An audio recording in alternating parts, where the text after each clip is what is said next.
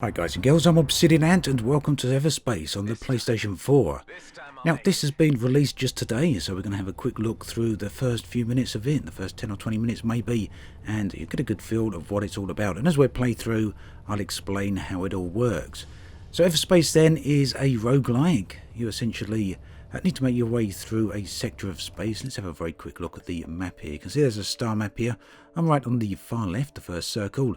And you then progress through, following the dotted lines, towards the right of the screen. And when you get to the right of the map, you can jump to Sector 2. So each sector is made up of multiple zones, each of which you need to progress through. And yes, you need to do it in a true roguelike fashion. If you die, you end up all the way back to the start again. Now as you progress through, you'll find various upgrades, and here's some containers here. We'll have a look at some of these, and we'll see, hopefully, they contain something fairly interesting. Right, some credits, and I'll explain what credits are about in just a minute. But there we go, slightly better weapon, and here we go, some dark energy. So these sort of materials allow us to perform various upgrades on the ship, and that will increase the strength of the ship or the weapons, basically enabling us to do a better job of progressing through the various areas here in the game. Well, we got a decal colour there. That will allow us to change the colour of our ship. Okay, so the thing to do then is when you're in each of these zones is to just fly around and explore, essentially trying to find various resources. Sooner or later though, baddies will turn up, bad guys. Sometimes they will be there right at the start, other times, like now, they take a little bit of time before they do turn up. The level of destruction is breathtaking. Hostilities only ceased when resources were exhausted, forcing Oh, well, both here we go. sides to We're the negotiating table. get under attack. The Just demilitarized zone was created as a buffer zone, monitored by the Oka authorities. Only time will heal the rift between the species. then you listen to a bit of the backstory there. So yeah, there's some different canisters and things like that around. Some of these go up with a tremendous explosion, and it does look very, very nice. Independent operators with varying affiliations, profiting from trafficking, extortion, illegal weapons trading, piracy, clone smuggling.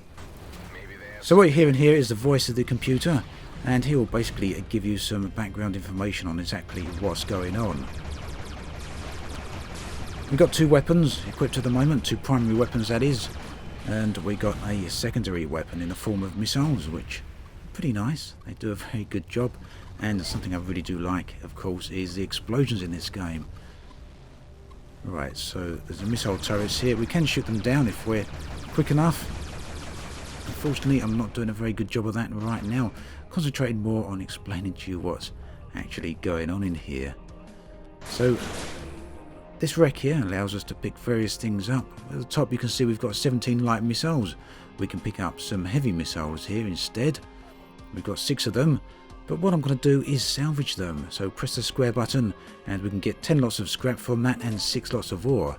And we'll have a look at what that's all about in a minute, right after I've picked up everything else around here. So it's very much a loot based game. There's lots of loot to collect, some of it much better than others. Now early on you'll have seen me pick up some credits.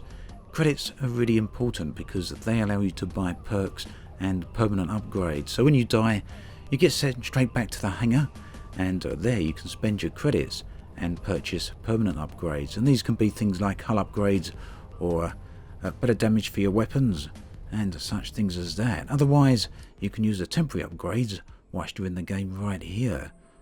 So along the bottom of the screen then you can see the various resources I've actually collected. The yellowy brown icon is nanobots. We can use them for repairs, and then we've got a few other resources as well, and we need them for either repairing the ship. If we go along here you can see I've got hull damage, and it's going to require 4 nanos or nanobots to repair these. So there we go, the hull is now fixed. Or we can look at the equipment and we can create new equipment, or we can upgrade what we've already got. Unfortunately at the moment I haven't got the materials needed to upgrade the pulse laser, for example. We can upgrade that so it does increased shield damage, and over on the right in the red writing it tells us the resources that we actually need. So we need 12 scrap, we've currently got 10. We need 7 crystal, we've currently got 0, and we need 4 plasma, and again we've currently got 0. Same goes for any of the other items here. We can upgrade the shield, we can remove it, or we can build a complete new shield. These come from having, or not just a new shield, but new device. And these come from various blueprints that you find as you plan through the game. So let's move on and have a look. So, yet not only are there resources in the form of technology that you can pick up, but you can also pick up other sorts of natural resources. So ore, ice, well not so much ice, but fuel from ice type places, as well as crystals.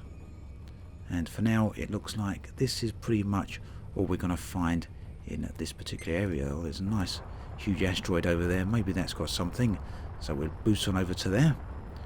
So underneath the target reticule, my cursor basically, you can see a little green bar, and that is depleting as I fly around. So basically I'm using up all my energy here. If I stop the boost, you'll see that will slowly increase. Now that bar is used up by boosting, and it's used up by weapons fire as well.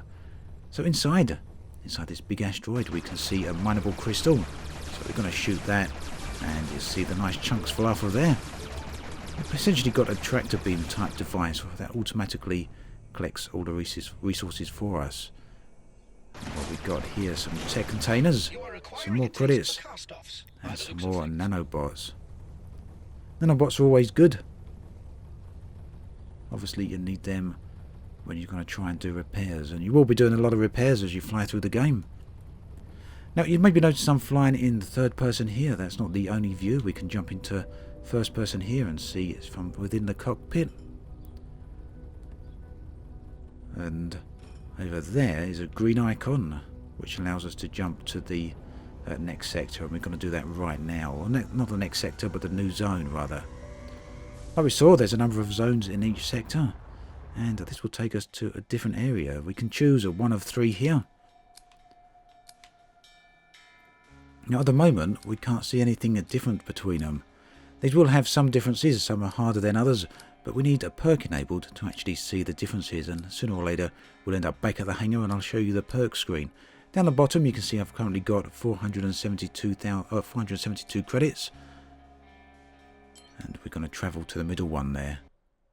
So sometimes they'll have some natural phenomena there that will block off some of your shield abilities or your scanner capabilities. Other times they'll be like this one and be relatively harmless, and in fact that's what you'll find most of the time. The yellow icons over here, these are neutrals, or you could perhaps consider them friendlies. Grady and Brunt, as the guy is now telling us about. Legitimate operator in the demilitarized zone. Their monopoly has ensured unchecked expansion. You will encounter their jump gates and mining drones frequently. So you'll see here, these are massive canisters and they contain a lot of fuel. We could shoot these and we get a load of fuel spilling into space, which we could collect. We need fuel to jump from zone to zone. If you look at the top right icon there, you can see it's currently 3/4 full. And that's because each jump basically uses 1/4 of your fuel tank. So eventually you're going to run out of fuel and you'll need to pick up some more. But I'm not going to pick out from these guys because these belong to GMB and I don't want them to turn hostile. If they do turn against you, they will stay hostile for the rest of the sector. So you really want to pay attention whether or not you actually want to take these people on. That's just what I need.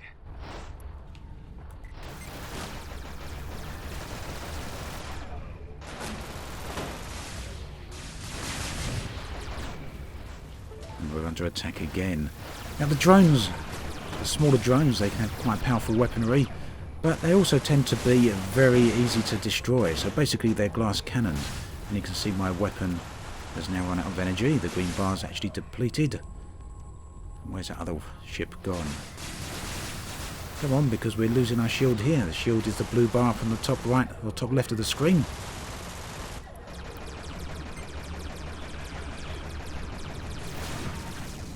So it's basically best to use the pulse laser to take out the shields, which is the blue bar on the enemy target, and then swap to the Gatling gun to take down the hull. And as you progress through the game, you'll find a whole bunch of different weapons out there, from beam lasers to shotgun type cannons. Right, these are the sort of things you do have to watch out for as well. Enemy bases. These places can sometimes be armed to the teeth, so do pay attention. But the good thing about these places is that they will have these things right here. Lots of goodies, lots of cargo containers, and things for you to collect. Right, so there's plenty of other goodies in here, mineable crystals in fact, and it's generally best to try and collect as much resources as you can before you move on, although there is one thing worth paying attention to. There is a time limit, and that time limit will tend to vary for each zone, but eventually you'll find that interceptors will turn up, and these will be hostiles that can kill you very, very quickly. So the longer you spend in a zone, the more chances there are of you actually getting caught. Now you can see the dotted line from my current location. It can only go in one direction. That's because the pathways branch off, and once you work your way down a single branch, generally speaking, you'll have to stick to it, and you can't go backwards. So there we are now, on to Zone 3. Slowly making our way towards the end of the sector. And again, things look very similar here, but sooner or later, they will start looking very, very different. Outlaw scouts. Let's head on over there. We'll take them out as quick as we can. Probably slightly out of range here, but I'm shooting early on anyway. This could be a sticky situation here.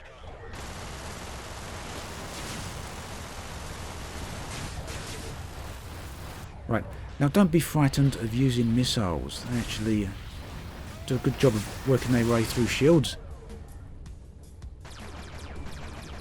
And they certainly get you out of any tight spots. Missiles can be built relatively easily, they just need scrap. And as we saw earlier, scrap is relatively easy to come by. So we're down to 11 missiles now. I'm going to pick up a bit of fuel because we're down to half a tank. And right here, what have we got? We've got Emergency Shield Mark III. So if we look at this, what we can do is replace our current shield with a new shield, this one here. So the emergency shield automatically activates a temporary impenetrable shield around the ship once the hull integrity is lost. It gets destroyed after use. Or we can use our, well, basically we can replace the emergency shield with our current shield, which would be a bit stupid, or we can replace the weapon overdrive here and put the emergency shield inside there. I don't want to do either of these, so what I'm going to do is salvage the emergency shield, and that will give us 12 scrap and 7 plasma. So you've always got a choice, you don't have to pick up items, but even if you don't pick them up, they can always be pretty useful. So what have we got here? We've got a trader. So we can go over to these people here. Apparently so. Quite fortuitous. Maybe this guy will tell us a little bit about it. Oh, he's actually getting under attack. They've got pretty good weapons on there. These ships are very good at defending themselves, but would help out. One thing you don't want to do though is commit friendly fire, because There's a few of them. the friendlies will be not friendly if you do that. Even though I fly in front of their own fire. Right, so we've got another Gatling weapon here. We've already got one of these. Sometimes you'll find a Gatling Mark II, or if you're lucky, a Gatling Mark III. But if you find the same weapon, then just feel free to salvage it. So when these ships get destroyed, these larger ones, you can destroy them yourself if you want, they will drop quite a lot of nice things. But again, you may not really want to do that. So basically, when we're trading, it is a genuine trading. You exchange one thing for another. So we can give some scrap here to get some shield boosters. We can pay for some ore, or, well, pretty much anything there. The options you get here are completely random, so the next time you find a trading ship, it will be different to what you see here. Right, we've got a few more enemies incoming. Not going to worry about taking those out though, because we're going to go straight through the jump gate here. Now, one thing I haven't been using is my weapons overdrive, and that gives a lot more power to your weapon. Very much worth using, and will make destroying the baddies or the bad guys that much easier. So yes, I should use it a lot more. Make sure you use it, not like me, who tends to forget about it. Don't know why that is, but it's something I always fail to remember for some reason. So generally speaking, as you move from one sector to another, you should find that the backdrop, the environment itself, dramatically changes. On this occasion, however, unfortunately, this sector is very similar to the previous ones in terms of its visuals. But sometimes you'll find yourselves in the middle of brilliantly coloured nebula, other times in the centre of massive storms. On other occasions you can find yourselves in quite low orbit over beautiful Earth-like worlds, or in fact hovering very closely over the surface of big ring systems. The game is truly beautiful, and the sheer amount of variation really makes and encourages the number of playthroughs. Every time you play, it can look a little bit different. So if you want to see more of that, you can have a look at some of the other videos I've done, and if you want to do that, then check out the links below. So here then is one of the larger structures that I was talking about, and we're going to fly inside here. Race with a tendency towards reactive behavior. They are indigenous to the cluster, and the colonials uninvited guests. Distrust runs deep. Right, so you can see there's some shields here which prevent us from getting all the way into this structure, but there are some things that we want on the opposite side. So shields we can destroy, fortunately, but sometimes the shield generators are actually behind the shields themselves, meaning you can't get to them, and we'll have to actually figure out how to do that. Fortunately in this case though, things are a little bit more straightforward, but we're actually getting shot by some weaponry. And that's the other thing you'll have to actually watch out for. These places can be pretty well protected. Right, there's some hostiles in there.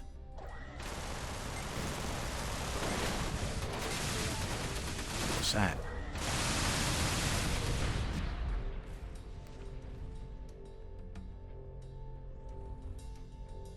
Okay, but that didn't help us much. We didn't find anything in there. A Weber drone, though, is a nice thing to have. But we will salvage it nonetheless. And the reason I'm salvaging so much stuff at the moment is because the amount of slots I've got on my ship is fairly limited, and that's something you can upgrade as you move further through the perk system. Can we fit in there? We can fit in there. We can also scrape our wings as well whilst doing so. So here's the last of the shield generators, I believe. That should get us right inside the structure here. Oh no, it gets us back out again. So it looks like some of the best stuff is probably locked away behind lock and key. Unfortunately for us. So we need an access key. To get the access key, we need to kill an elite ship, and I don't believe, at least at the moment, there's not any elite ships around here. So every so often you will run out of fuel if you've not been paying attention, or if you're just unfortunate enough not to find any resources as you fly through. So what I'm going to do here is take the fuel from these guys, and I have a feeling that these belong to the GMB people, so these are the friendlies, which are now going to probably become hostile to me. Oh no, maybe not. That's quite handy then. So plenty of fuel here. A group of systems approximately 1,000 light years from the Sol system. Mapped to precision in the 24th century, but unexplored by colonials until the 30th. Demarcation lines between colonial and native Okar interests are still in dispute. Oh wow, so we've got a big ship here, and we're possibly not going to be able to take this out without first having some seriously upgraded weapons. It is indeed most very likely to be hazardous to your general well-being. Well, unfortunately we've only got 2 missiles left, so now's as good a time as any to get back into here and have a look. We're going to build some more new missiles. We'll build a bunch of them. Let's see if they do much damage just on their own. I'm not expecting them to do much damage. In fact, they've done negligible damage. Look at that. Okay. Fortunately, we've got good cover here. Try and make the best use of it as I possibly can.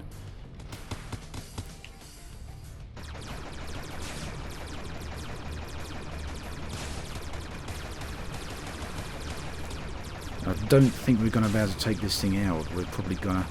Yeah, in fact, our weapons aren't even doing a dent in it. Let's move away from here because we're losing our shields. So again, we're in Sector 3 now. These things are much better to take on once you've had quite a few upgrades. At any rate, let's get up close and have a bit of a look. I just want to show you one other thing here whilst we're at it.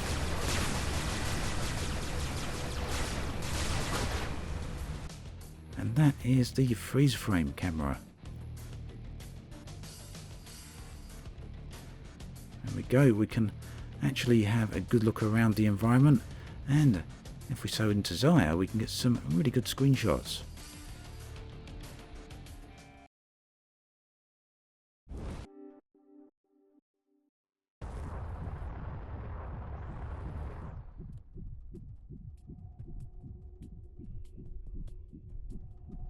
There is a colonial heavy fighter leaving hyperspace in front of us. Be aware. Okay, thanks for the warning. He has a jump suppressor. This does not bode well. Who would have thought that outlaws make such good informers? But they were right. You're still alive. I'm not sure we've been introduced. What you did was unnecessary. Destroying it all. How could you? After all the efforts we put into our plans, you betrayed me. Listen, I think you have the wrong man. I don't want any trouble. I don't play the fool. I hate to do this, but I can't let you get away with this, Adam. Adam? Wait, I've seen you before. Your name is Seth. What do you take me for? You can drop the Amnesia Act. It's time for you to pay.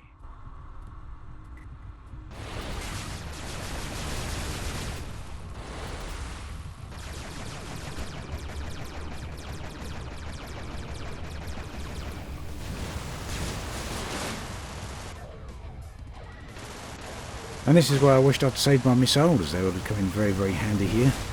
And that's the end of us. Yeah, we would have been much better off had I saved the missiles, but there we go. Sooner or later, it is inevitable you will die in this game. They arrived at Cluster 34, into a cauldron of hellfire. And when you die, you find yourself back at the hangar again. And this brings me to the perk systems. In fact, it lets me show you a number of other things as well. You're not just limited to the interceptor ship you start the game off with. There are 3 different ships. You've got the Scout and the Gunship. The Scout is a very light fighter. The Gunship, of course, is a very heavy fighter, and they all have different abilities and different functions. There's also the Colonial Sentinel, and this you get if you've got the Encounters expansion pack. Encounters gives you a number of things in addition to the extra ship here, as well as other equipment to purchase or unlock. It also gives you NPCs and other missions that you'll encounter along the way. So here's a perk system. Here we can spend the credits that we've actually earned previously.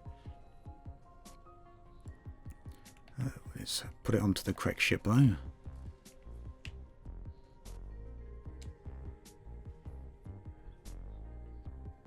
Okay, so one of the perks I always like to buy first, and this is just me, is hull hit points. It gives us a little bit of a longer life expectancy in the game. So then, that's essentially how Everspace works, and if you're into shooters and if you like roguelikes, this is a very good game indeed, and I've been playing it for a very long time now. So it's good news then that it's finally available for PlayStation 4 users. As always, thanks for watching, and I'll catch you guys and girls next time.